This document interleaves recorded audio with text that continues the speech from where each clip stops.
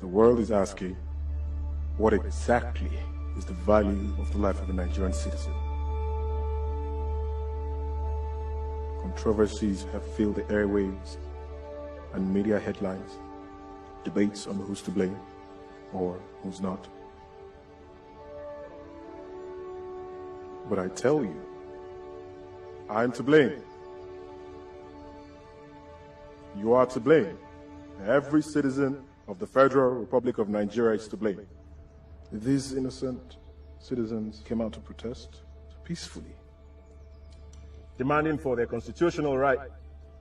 But corrupt and demonic, devilish politicians infiltrated their midst through their mercenaries and hijacked the protest, opening fire on 2 police officers, and the response is what we're seeing here today.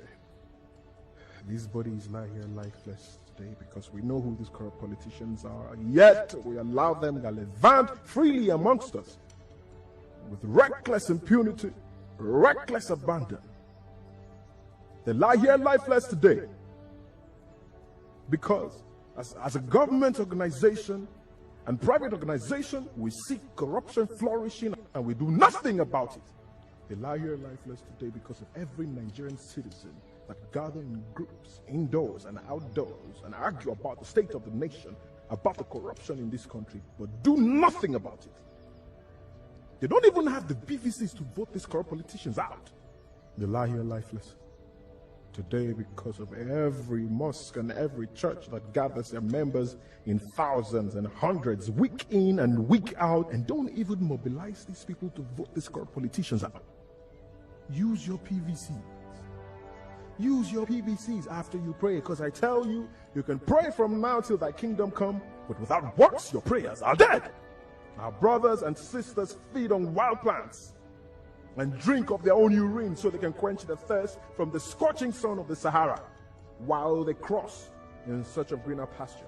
And above that same Sahara, 35,000 feet above, we have these men sitting in their luxurious jets, sipping on expensive wine and corseted in their first-class seats, while they loot away our national treasure into banks in the United Kingdom.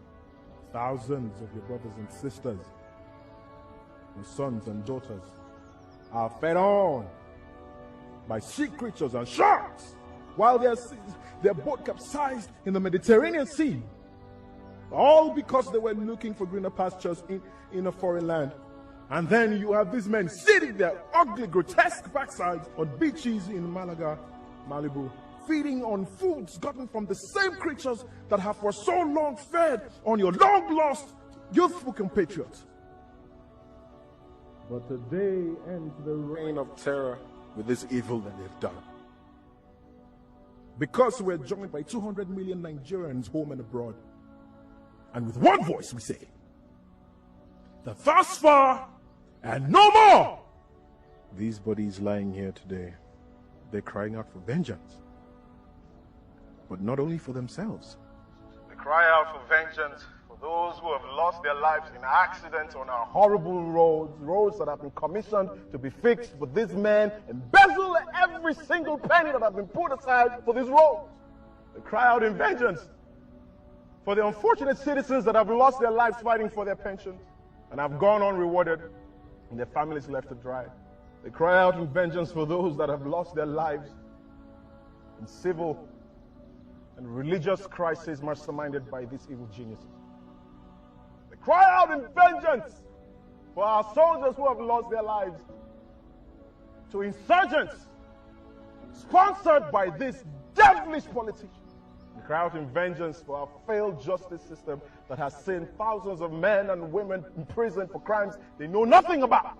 We will not be dismayed, my fellow compatriots. But there's absolutely nothing wrong with Nigeria that cannot be fixed by what is right with Nigeria. These masquerades of slavery have made a wrong spectacle of this great nation to the world. But together we will reconstruct the headlines and change the narrative. From our schools to our churches and our mosques, from our offices to organizations and our fora, from door to door and on every media platform, declare that henceforth there will be no peace for the wicked. Nigerians may have been slow, but we are not weak. We may have acted cowardly, but we are not stupid. We might have been silent, but we are not indecisive. Nigerians all over the world rise today to mourn our loss. And we say that we will no longer give oxygen to these thieves so that they choke on their iniquity. We'll vote them out of office. Give corruption and befitting burial in our land.